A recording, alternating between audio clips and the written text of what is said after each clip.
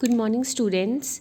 पिछले लेक्चर में बेटा हमने methods of preparation of carboxylic acid कर लिया था। आज हम करेंगे physical property of carboxylic acid. Okay, तो फर्स्ट फिजिकल प्रॉपर्टी क्या है बेटा? सॉल्युबिलिटी। तो सॉल्युबिलिटी में कार्बोक्सिलिक एसिड क्या होते हैं? जनरली सॉल्युबल इन वाटर होते हैं। क्यों सॉल्युबल इन वाटर होते हैं? Because they can form hydrogen bond with water. आपको पता है वही कंपाउंड पानी में सॉल्युबल होता है जो पानी के साथ हाइड्रोजन बॉन्ड बनाता है। और सॉल्युबिलिटी भी किस पे डिपेंड करती है? साइज़ पे डिपेंड करती है। जैसे जैसे बेटा एल्काइल ग्रुप का साइज़ इंक्रीज़ होता है, सॉल्युबिलिटी इन वाटर डिक्रीज़ करती है। क्यों डिक्रीज़ करती है? क्योंकि बिगर एल्काइल ग्रुप जो है वो कार्बोक्सिलिक ग्रुप को हाइड्रोजन बॉन्डिंग में पार्ट लेने नहीं देता। अगर हाइड्रोजन बॉन्ड नहीं बन पाता तो सॉल्युबिलिटी क्या कर जाती है बेटा? डिक्रीज़ करती है। मतलब smaller aldehyde carboxylic acids are soluble in water because they can form hydrogen bond with water, but bigger carboxylic acid are insoluble in water because as the size of alkyl group increases, solubility in water decreases because bigger alkyl group hinder the carboxylic group from taking part in hydrogen bond. bigger alkyl group जो है carboxylic group को hydrogen bonding नहीं बनाने देता, जिसके कारण solubility decrease कर जाती है। Same with the case of aromatic carboxylic acid. Aromatic carboxylic acid are less soluble in water, क्योंकि एरोमेटिक कार्बोक्सिलिक एसिड में क्या होता है बेटा? बेंजीन रिंग होता है। बेंजीन रिंग जो होता है वो कार्बोक्सिलिक एसिड को हाइड्रोजन बॉन्डिंग में पार्ट नहीं लेने देता। अगर हाइड्रोजन बॉन्डिंग नहीं होने देगी तो बेटा सॉल्युबिलिटी क्या करेगी? डिक्रीज करेगी। तो same aromatic carboxylic acids are less soluble in water because bigger benzene ring will not allow them to take part in hydrogen bonding. Okay, so this is all about solubility. Second physical property is boiling point. Okay beta, boiling point क्या होता है कि किस carboxylic acid किस boiling point पे boil करता है। तो जनरली जो है कार्बोक्सिलिक एसिड का strong boiling point high melting point और बॉइलिंग पॉइंट होता है, बिकॉज कार्बोक्सिलिक एसिड में क्या होती है? स्ट्रॉन्ग इंटरमॉलिक्यूलर हाइड्रोजन बॉन्डिंग होती है अमंग कार्बोक्सिलिक एसिड मॉलिक्यूल। और हमें पता है जितना स्ट्रॉन्ग हाइड्रोजन बॉन्ड होगा उतना बेटा ज़्यादा एनर्जी आपको लगानी पड़ेगी बॉन्ड को ब्रेक। कार्बोक्सिलिक एसिड में स्ट्रॉन्ग इंटरमॉलिक्यूलर हाइड्रोजन बॉन्डिंग पाई जाती है। बेटा जितना स्ट्रॉन्ग बॉन्ड होगा उतनी ज़्यादा एनर्जी लगेगी उसको ब्रेक डाउन करने में, इसलिए जो है कार्बोक्सिलिक एसिड का melting point boiling point high होता है as compare to alkyl halide और alcohol of comparable molecular mass. कि उन एल्डिहाइड और अल्कोहल जिनका मॉलिक्यूलर मास कार्बोक्सिलिक एसिड से मिलता जुलता है उनसे कार्बोक्सिलिक एसिड का melting point and boiling point ज़्यादा होता है। और अगर मैं कार्बोक्सिलिक एसिड में ही देखूं तो जैसे जैसे साइज़ इंक्रीज़ करता है, एल्काइल ग्रुप का साइज़ इंक्रीज़ करने से सरफेस एरिया इंक्रीज़ करता है। जितना सरफेस एरिया इंक्रीज़ करेगा उतनी फोर्स ऑफ अट्रैक्शन इंक्रीज़ करेगी। अगर फोर्स ऑफ अट्रैक्शन इंक्रीज़ करेगी तो उतनी एनर्जी लगेगी बॉन्ड को तोड़ने में, हैंस बॉइलिंग पॉइंट इंक्रीज़ करेगा। मतलब अगर आपके पास एक से ज़्यादा कार्बोक्सिलिक एसिड हो तो जिस कार्बोक्सिलिक एसिड का साइज़ जितना बड़ा होगा उतना उसका बॉइलिंग पॉइंट ज़्यादा होगा, क्योंकि उतनी ज़्यादा उसका सरफेस एरिया होगा। More the surface area more will be the van der Waals force of attraction, hence more will be the boiling point. Okay, melting point अगर नेक्स्ट केस ले लेते हैं, कार्बोक्सिलिक एसिड में मेल्टिंग पॉइंट जो होता है वो इवन नंबर कार्बन वाली कार्बोक्सिलिक एसिड का मेल्टिंग पॉइंट ज़्यादा होता है next lower and next higher homologue से। इस इफेक्ट को कहते हैं ऑसिलेशन इफेक्ट और ऑल्टरनेशन इफेक्ट।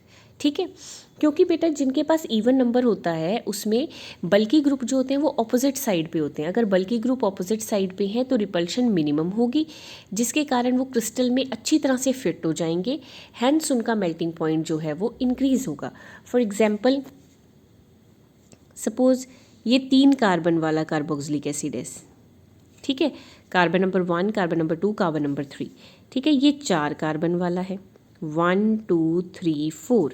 ठीक है, ये 5 कार्बन वाला है। अगर आपसे पूछा जाए कि 3 कार्बन वाले कार्बोक्सिलिक एसिड में, 5 कार्बन वाले कार्बोक्सिलिक एसिड में और 4 कार्बन वाले में किस में बेटा ज़्यादा, कौन सा जो कार्बोक्सिलिक एसिड है बेटा वो ज़्यादा मेल्टिंग पॉइंट है? ठीक है, तो अब देखो जिसके पास तो 3 कार्बन है उसमें दोनों ग्रुप ऊपर की तरफ हैं तो स्टेबल नहीं है। इस केस में 4 कार्बन इवन नंबर कार्बन है ना, 1 2 3 4, वैसे तो नॉर्मली क्या होना चाहिए ऑर्डर कि जिसका साइज़ बड़ा उसका मेल्टिंग पॉइंट बॉइलिंग पॉइंट बड़ा, मतलब कि 5 वाले का सबसे ज़्यादा होना चाहिए, फिर 4 वाले का, फिर 3 वाले का।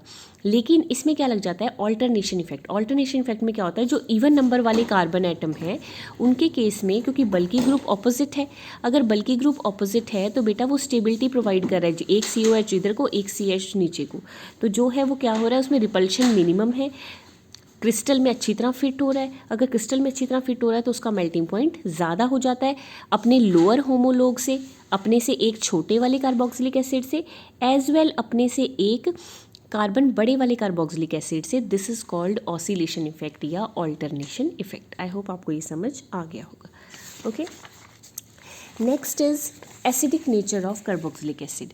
कार्बोक्सिलिक एसिड क्या होते हैं बेटा, एसिडिक इन नेचर होते हैं और उनका एसिडिक नेचर जो है वो Ka वैल्यू पे डिपेंड करता है। फॉर एग्जांपल यहाँ पे मैंने कार्बोक्सिलिक एसिड ले लिया RCOOH, इसका मैंने हाइड्रोलिसिस किया। जब मैं इसका हाइड्रोलिसिस करूँगी तो बेटा ये का एसिड जो है अपना H पॉजिटिव रिलीज़ कर देगा। जब इसका H पॉजिटिव रिलीज़ हो जाएगा ये बन जाएगा RCOO नेगेटिव। ये H पॉजिटिव जो है ये वाटर के साथ कंबाइन होकर बना देगा H3O पॉजिटिव।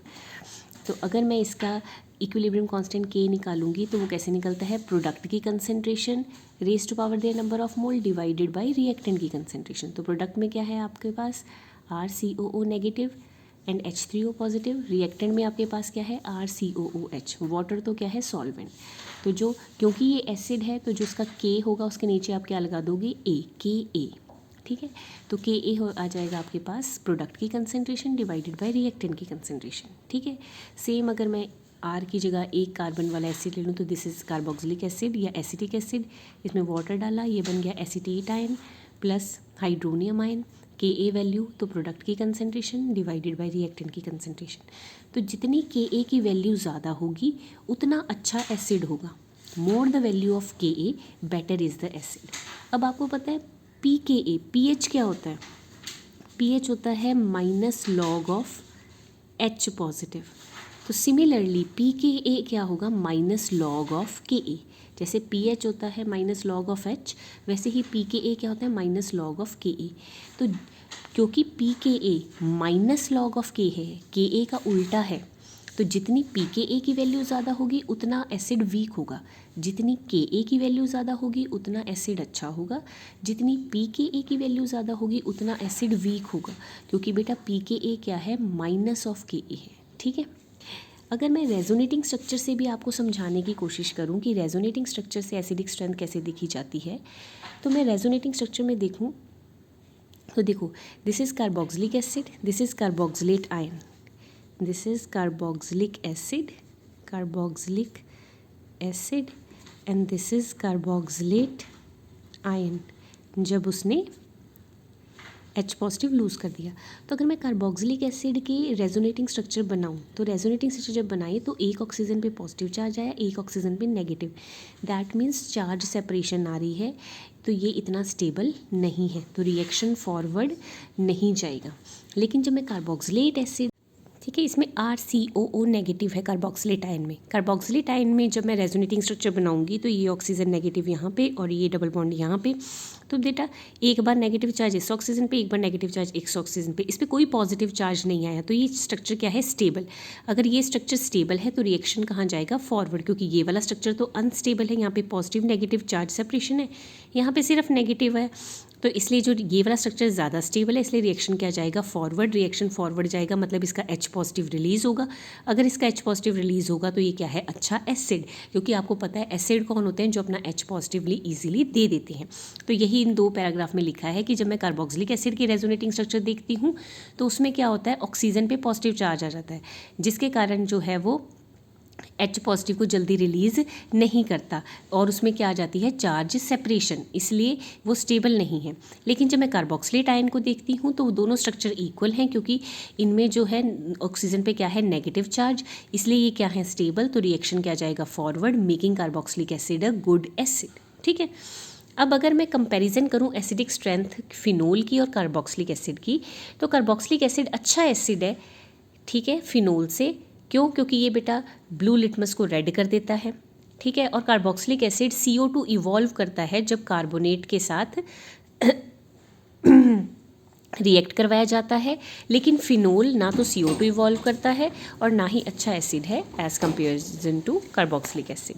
ठीक है, देखो ये फिनोल है, फिनोल में से अगर मैं H पॉजिटिव निकालूँ तो यहाँ पे O पे नेगेटिव चार्ज आ जाएगा, ये बन जाएगा फिनॉक्साइड। फिनॉक्साइड के जब फिनोल के मैं 5 फिनॉक्साइड के जब मैं 5 रेजोनेटिंग स्ट्रक्चर बनाती हूँ तो उसमें resonating structure second, third and fourth में जो नेगेटिव चार्ज है वो किस पे आ रहा है बेटा, कार्बन पे आ रहा है। तो कार्बन पे नेगेटिव चार्ज स्टेबल नहीं है, इसलिए इन तीनों का कंट्रीब्यूशन तो ज़ीरो हो गया।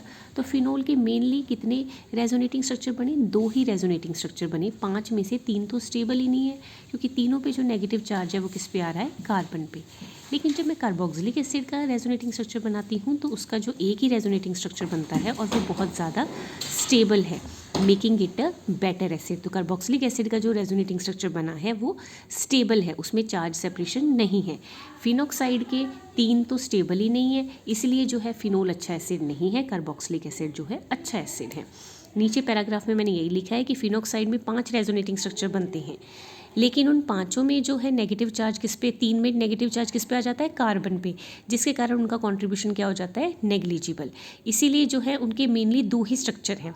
लेकिन कार्बोक्सिलिक एसिड के केस में नेगेटिव चार्ज ऑक्सीजन पे ही प्रेजेंट है, तो वो ज़्यादा स्टेबल है, उनका कंट्रीब्यूशन इक्विवेलेंट है, इसलिए जो है हाईली स्टेबल है कार्बोक्सिलेट आयन के structure, making it a better acid. Phenoxide के स्ट्रक्चर बेटा मैंने अल्कोहल फिनोल में बनाने बताए थे आपको कि ऑक्सीड, ये जो नेगेटिव चार्ज है पहले यहाँ पे डबल बॉन्ड बनाएगा, फिर अगला डबल बॉन्ड आगे शिफ्ट होगा, ऑर्थो पोजीशन पे नेगेटिव चार्ज आएगा, फिर नेगेटिव चार्ज आगे डबल बॉन्ड बनाएगा, ये डबल बॉन्ड अगली पैरा पोजीशन पे शिफ्ट होगा, फिर आगे में पैरा वाला यहाँ पे डबल बॉन्ड बनाएगा, ये डबल बॉन्ड आगे इस ऑर्थो पे शिफ्ट होगा, और फिर लास्ट में ये नेगेटिव चार्ज इधर जाएगा और ये O नेगेटिव दोबारा से बन जाएगा।